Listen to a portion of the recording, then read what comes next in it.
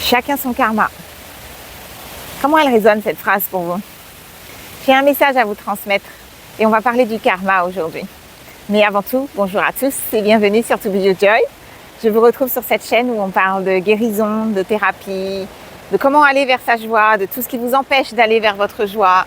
Et aujourd'hui, je viens vous parler de spiritualité et notamment de karma. Le karma, donc ce cycle de cause à effet qui, selon moi, nous concerne tous. Par ailleurs, dans cette vidéo, vous allez entendre un certain nombre de croyances et des hypothèses. Vous prenez ce qui résonne avec vous et ce qui vous parle et vous laissez le reste. D'accord? Vous êtes libre, toujours. Et pour ce faire, pour vous parler de ce thème aujourd'hui, j'ai choisi de vous raconter une petite histoire. Donc je me trouvais il y a quelques jours sur la route, dans mon véhicule, donc tranquillement, tout allait bien et je me rendais donc à l'endroit que j'avais choisi ce jour-là. Et soudainement, je vois une voiture qui déboîte, donc qui était sur ma gauche et qui déboîte donc derrière et qui vient doubler sur ma droite en passant sur la ligne de bus, donc sur un passage qui était interdit, n'est-ce pas? Et qui déboîte soudainement et qui me fait une queue de poisson, mais vraiment phénoménale, avec un manque de courtoisie et c'était sauvage, c'est comme ça que je vais le dire. Et dans un premier temps, j'ai été surprise, j'ai eu peur. Si je n'avais pas été attentive, elle m'aurait accrochée, c'était certain. Et sur le moment, effectivement, j'ai eu un moment de colère. Qu'est-ce qui se passe à ce moment-là? Je vous renvoie à la capsule sur le deuxième chakra. Mon avocat intérieur dit « Ah non, c'est pas ok de faire ça ». Et ma réponse à ce moment-là, et j'ai parlé toute seule dans ma voiture, on me disait « Mais qu'est-ce que tu fais là ?» Ce n'est pas ok. Et donc mon avocat intérieur dit non, et donc me manifeste par le biais de la colère que cet acte n'était pas correct. Donc je suis en colère et à ce moment-là, je ressens le besoin de le verbaliser. Je suis au volant, la seule façon que j'ai de le faire, c'est à ce moment-là qui me paraissait juste, c'était de faire un appel de phare, comme pour dire, c'est pas ok de faire ça, c'est dangereux, vous auriez pu m'accrocher. Et dans l'instant qui suit, il est question de faire un choix. Est-ce que je choisis de me mettre en colère pour le reste de la soirée, de me mettre à râler, de continuer à laisser monter cette colère et à l'alimenter et à me laisser empoisonner, puisque la colère va vous faire baisser en vibration. Une fois qu'elle vous a donné le message, il n'est pas juste de vous laisser envahir davantage par la colère. Donc c'est de trouver un moyen de la libérer et de revenir à ces vibrations et de rester dans ces vibrations hautes. Et donc à ce moment-là, je me dis, ok, je reviens à moi en disant, il ne s'est pas comporté de manière correcte, ce n'était pas juste pour moi, mais j'ai verbalisé, j'ai fait ce que j'avais à faire, et ce que je pouvais faire en tout cas dans ce moment-là. Je suis en sécurité, tout va bien, lâche. Il est pressé. Je reconnais que ce qui vient après, une fois que je reviens dans mes vibrations alignées, de me dire, il a peut-être une bonne raison pour aller si vite, il a peut-être une urgence médicale avec mon niveau d'empathie, n'est-ce pas? Blablabla, blablabla. Mais je fais le choix de revenir dans mes vibrations et je me mets dans une neutralité vis-à-vis de cette personne que je mets en dehors de mon espace vibratoire. Et je continue ma route, je me connecte à des choses positives, à l'endroit où je vais, les personnes que je vais rencontrer, etc. Et je poursuis ma route et je m'engage sur une voie rapide. Et au bout d'une dizaine de minutes environ, je me retrouve sur une voie rapide à voir assez rapidement qu'il y a un véhicule qui est arrêté un peu plus loin et qui est arrêté en pleine voie rapide. Donc, mon alarme se met en route, danger, on ralentit. Et là, je m'aperçois qu'il est question de la même voiture qui m'a fait la queue de poisson tout à l'heure et que c'est le même véhicule qui est à l'arrêt en panne. Alors, je ne trouve pas la situation très drôle puisqu'il est en danger pour lui, il met les autres en danger, mais en même temps, il y a quand même une partie de moi qui, à ce moment-là, me dit « Ah, il y a peut-être un retour de bâton là ». Inévitablement, ça a été la pensée qui m'a traversée. Pour moi, il y avait un retour de bâton et cet instant m'a inspiré cette vidéo aujourd'hui pour vous dire qu'il y a toujours un retour de ce que l'on sème.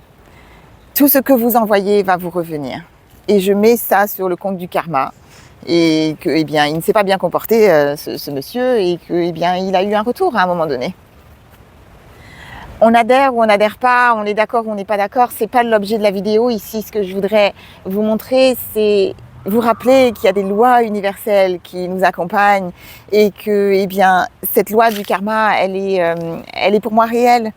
Et que lorsque vous semez des belles choses, vous récoltez des belles choses. Et lorsque vous semez des choses qui sont moins belles et qui créent des situations à vibration basse et qui ne sont pas lumineuses, elles vous reviennent aussi. Donc quand on a compris cette règle de la vie, eh bien on n'envoie pas les mêmes choses, on n'agit pas de la même façon, en tout cas pas à partir du même endroit, me semble-t-il. Et c'est aussi pour encourager ceux et celles qui vivent des situations difficiles, parce que je sais que vous en traversez. Pour ceux qui ne me connaissent pas, je ne me souviens plus si je me suis présentée, mais je suis thérapeute énergéticienne et tous les jours je vous accompagne dans des soins où eh bien, je suis à l'écoute de vos situations difficiles et des choses qui viennent vous violenter, qui viennent vous cogner un peu sur ce chemin de vie qui est parfois un peu tumultueux. Et on rencontre des situations qui nous sont difficiles à vivre et qui vont réveiller des émotions négatives et en tout cas douloureuses. Et c'est aussi pour vous rappeler que, eh bien, il y a une justice divine. Il y a une justice divine et ce n'est pas notre rôle, selon moi, de jouer au justicier et de se faire justice soi-même. Mais il y a plutôt une invitation, et c'est mon message aujourd'hui, de remettre dans les mains de plus grand que soi. Et c'est là où la spiritualité pour moi intervient dans nos vies au quotidien. C'est de dire dans ces moments-là difficiles, ok, c'était pas juste pour moi, ça réveille cette émotion chez moi, ça m'est douloureux. Je vais faire le nécessaire qui me paraît être juste dans la matière pour adresser cette situation. Et je remets dans les mains de plus grand que moi, je lâche. Et selon moi, notre rôle est plutôt d'aller regarder ce que cette situation a réveillé chez nous, les émotions qui étaient peut-être déjà présentes et qui ont été exacerbées par cette situation et ce que c'est venu déclencher chez nous parce qu'il y avait quelque chose qui était là auparavant. Et donc, je reviens sur ma petite histoire quand j'étais dans ma voiture et que je me suis mise en colère. Cette colère-là, elle n'a pas duré. J'ai été à même de la canaliser assez rapidement. Bon, il y a un peu d'entraînement, je le reconnais, ça fait longtemps que je pratique, mais vous pouvez y arriver aussi, c'est donné à tout le monde. Mais surtout, j'ai pu m'apercevoir qu'il n'y avait pas de colère antérieure existante chez moi qui a fait que cette colère a pu durer. Parce que s'il y avait eu une colère un peu plus importante, eh bien, cela m'aurait été beaucoup plus difficile de me détacher de cette colère puisqu'il m'aurait fallu aller regarder ce que ça venait réveiller chez moi.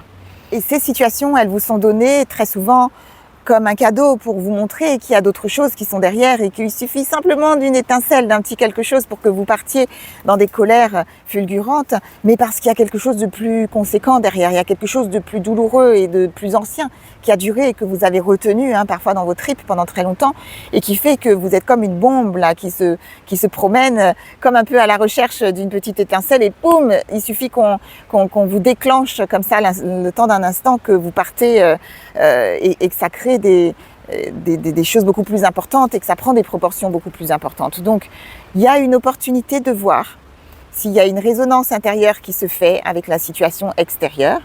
Et une fois que vous avez validé ça, eh bien, vous pouvez lâcher. Vous avez remarqué qu'à aucun moment, à mon volant, j'ai mentionné le fait que je lui ai souhaité du mal à cette personne en disant « j'espère qu'il va lui arriver ceci » ou « j'espère qu'il va faire un accident » ou « j'espère qu'il va le payer » ou je ne sais trop quoi.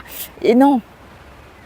J'ai même, à ce moment-là, connecté des énergies en me disant tu connais pas la situation, tu ne sais pas de quoi il s'agit, il a peut-être une urgence médicale et peut-être que même si son comportement qui n'était pas courtois n'est pas justifiable selon moi, il avait certainement une raison qui lui paraissait vraie et juste pour lui à ce moment-là et cette partie-là, elle ne me concerne pas. Ce qui me concerne, c'est ce qui est réveillé chez moi et ce que cette situation vient me montrer. Et parfois, eh bien, la vie vient me tester aussi pour s'assurer eh bien, que j'applique tout ce que je raconte déjà à mes clients tous les jours. Et puis pour s'assurer eh bien, qu'il n'y a pas de choses sous-jacentes qui sont dormantes et que je n'aurais pas vues, par exemple. Donc j'ai eu l'impression que c'était un petit test ou que la vie me montrait que même si on ne sait pas toujours et parfois vous n'allez pas être témoin de ce que cette personne vit comme retour de karma, si on part de ce principe, de cette hypothèse, et vous n'allez pas être présente, mais c'est de faire confiance en la vie, chacun son karma, et votre rôle à vous, eh bien, c'est de vous, selon moi, de vous occuper de votre karma à vous, d'épurer votre karma, et si vous commencez à dire, cette personne-là, je lui souhaite ceci, ou je lui souhaite du mal, j'espère qu'elle va le payer, eh bien, c'est vous qui le payez. Au moment où vous vous mettez en colère et où vous vous laissez envahir par la colère, c'est vous qui payez, c'est vous qui vous nourrissez d'un poison que vous générez vous-même pour vous-même du fait d'une attitude d'une personne extérieure à vous. Vous avez l'impression que c'est juste ça ? Pas pour moi. Donc oui, c'est pas évident parfois et oui, il y a des émotions qui sont là et qui nous envahissent et qui sont parfois difficiles à canaliser, mais ça s'apprend. Et vous pouvez le faire, c'est accessible à tout le monde.